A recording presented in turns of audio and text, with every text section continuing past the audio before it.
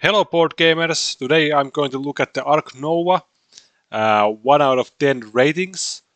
For me this is a fantastic game, solo or with other people. I find it really solid, kinda basic board game, but it's so well done.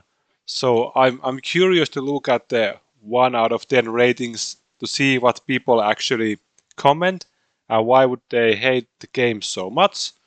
So yeah, let's have a look at the comments. I think there would be some amount of comments because this is so popular game. So let's see. Okay, so first one is quite long. Lately I've been able to play games at game conventions that I would never think of buying, but since someone already had them and they got such good rating on Board Game Geek, I thought I'd give them a try. I was invited to a game of Ark Nova. Stoically I listened to the 30-minute explanation of the rules and thought to myself, hopefully the game won't take that long. It looks complicated and I like a solitary multiplayer game, so not my cup of tea at all. After 3 player and 3 hour games we were done, and after Everfallen Wingspan it was the worst game experience I've ever had. Just terrible, but now this game has 30k gamers that have given a 9 or even 10 rating, about 1k of them. So what is it that gets people so excited about these type of games? There are simple quick games that are just fun and everyone at the table wants to play another game immediately, but why would you do that to yourself in your free time and play Ark Nova? I don't get it. It's boring, long, and free of any emotion or tricky situation that you have to master. Awful device game description. Well, that was a lot. So this person also hates Everdell Wingspan. Yeah, that might explain it. If you hate Everdell, you probably hate Ark Nova and 90% of other board games, I would say. But yeah, the last comment: boring, long, and free of any emotion or tricky situation that you have to master. It's for sure long, boring, no. And also tricky situations. Yeah, there are a lot of tricky situations. You have a huge deck of cards, over 300 different cards, and you always have to play with new combination of those cards. So you're always facing a new tricky situation with the game, in my opinion at least. Okay, its com its complication had passed my endurance by half the equator. My first game is stuck with no possible action. Then come the second game where I got stuck mid-game again, has to suffer for the next hour playing the blank. One question just popped up in my head over and over again. Why? Why I have to take this useless token? Why should I do this action? And then why should I suffering playing this game? This is trash that doesn't worth your time. There are so many good heavy games out there that much better than this nightmare. This is interesting. Yeah, I don't know. Why shouldn't we super choose and then their conservation work? Okay, yeah. In this game, completely wrong values are transmitted. A Jew is not cool and certainly not species protection. People who have no idea might just think that Jews are harmless, awful. Okay, yeah, I understand this comment, but it's a game. It's a board game. Uh, Really clunky. You have all these actions that get rotated, not even for management. It's just to make sure you do all of them evenly. So over half of the game isn't even building the Jew, it's doing paperwork. And then it's easy to run out of money, so newbies sit there fiddling with cards and wondering why they can't do anything. Or experts realize they need to get the next income phase, so they rush that and everybody else gripes because it's ruined their solidarity multi-turns plan. Yeah. I kinda like the idea of balancing points with conservation. Okay. But all those damn bonuses on the conservation side just to bribe players into paying any attention to it. It really slows things down, slows it more than usual, I mean, and hoops to jump through for the victory point sites like dead cards once you hit 25 VP. It promised a little life, but this is what I mean. Everything weighed down by busy work and administration. Even the simple task of building two is slowed down by action salad as players activate multiple tiny poses and have to choose the right order to do them. Tiny action salad. Yeah, multiple tiny bonuses. Well, you have 5 cards you are activating and they change place, etc. Okay. Players whine about the evil attack on snakes and such. True, really, they're complaining because they sat there planning a turn for 10 minutes and now you ruined it. It's clear. It's really just a self-balancing mechanism looking at you, one of the VP tracks for who to target. So it's way too clunky for me to. But all the peaceful animals have silly abilities like pocketing cards for VP or taking extra cards, and nobody complains about those being anti-thematic. Okay, it's a board game. Yeah, it's just themed as a true management game or whatever. But I don't mind that the animals do stuff that it's not thematic. It's game after all. Planned Euro Diary. Okay. But if you don't like Euro games, I can see definitely why you'd hate this game. This has to be the most overrated board game ever created right here.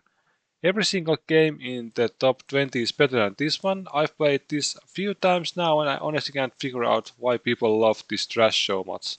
Seriously, it's boring to play and even worse to look at. Everyone praises the mechanisms to this game. I find it somewhat of a joke, as these mechanics are not new, are not unique to this game, and have been done before. It lacks anything unique in my opinion. The card drafting role selection done before many times, yes, yes. The end game point crossing down before, yes. The artwork is boring, bland. Yeah, some might dislike the artwork. I get it.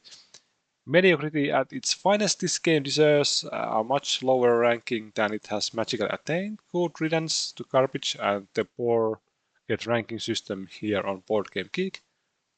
Bummed I can't give it 0 stars. How can I block this game from appearing on BGG when I browse this website? That sure would be nice feature. Yeah. A lot of boring. It can be quite long. I guess if you play it with 3 people, you are waiting quite long your own turn. I don't know. Okay, this game has way too many long comments. I have to just skip through some of these. Something about team. A player board chaotic mess. It's a patchwork wheel. The icons tracks. Though I don't find it that messy. It has icons, of course, but they are quite clear to me. But the real kicker, the game's length. By hour 3 you'll be begging for a meteor to hit you too, just so you can finally stop playing. Yeah, it's a long game, I get that. So if you love games that take forever, make your question, your friendship, blah blah blah. Alright, yeah. Stick to Ticket to Ride and call it a day. For me, Ticket to Ride is too simple. But yeah, I get the point. Lucky-based family game, but too heavy for that aim. Extremely unbalanced, most possible without proper testing. Unbalanced. Luck-based. Weird. Bad game. Well, this is really helpful. Weird game. When did shoes become cool again? Okay. Yeah, almost like playing solo. Yeah, I get that.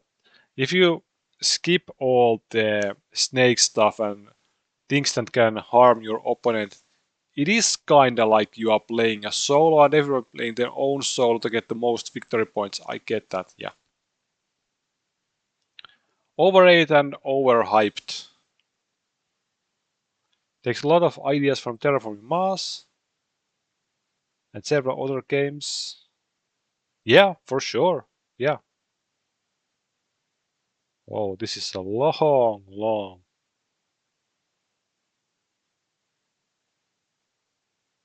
But yeah, I get that. It loans ideas from other games for sure. Boring and not satisfying game. Again, the boring. So it's apparently this boring game. How to make a 2 Tycoon not fun. Nothing like scoring negative points. Okay. Played this twice so far. There are 9 bear animals in the game. Okay. Yeah, okay. This person is claiming that because the deck is so huge and all the cards are unique, it's luck based. Yeah, of course, if you are looking for your favorite cards, for sure. But for me, I kind of find it to be a puzzle game where you are trying to figure out the best way to use the cards you have. So you have to just play what you got. So, yeah, sometimes it might lean towards the luck and you are just getting the wrong cards. But what are the wrong cards and right cards? But yeah, I understand that if you are trying to collect some amount of specific species and you are just drawing the wrong ones, yeah, I get it. Terrible game, overrated, overhyped. Solitaire, it's very long. Solitaire,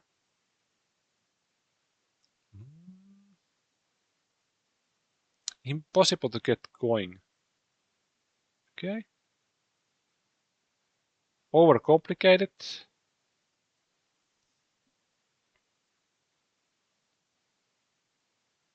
This is funny. Alright. Solitaire, random targets, overrated. Worst game I played in a very long time. Yikes.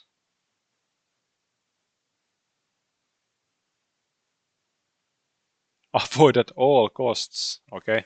Hot garbage. Oh, okay.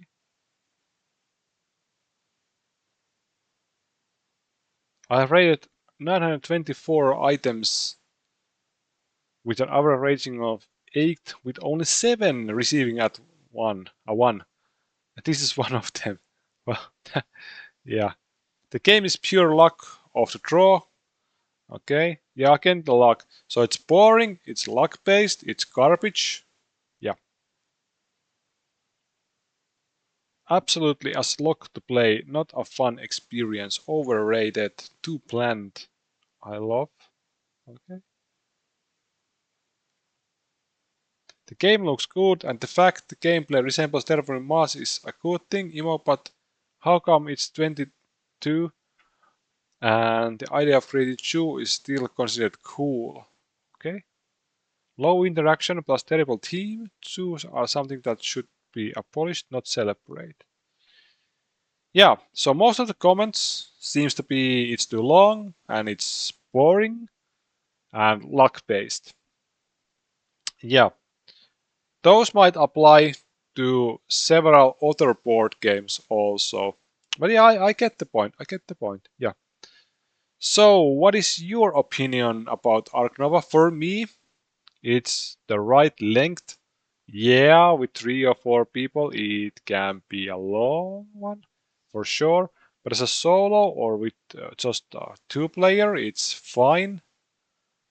And I haven't felt like the luck has been the deciding factor ever when I've played. So I disagree with that. but I get the point. I get the point. Yeah. So, and as a boring, yeah, if you hate Euro games, Euro board games, yeah, it might be boring. I get that. But yeah, leave a comment. Let's talk about this. Clearly, you can see that it's the minority that doesn't like the game, and most people seems to be at the 8, 9, 10 rating. So I think the 9, 8 half, or even 9 half, it's quite I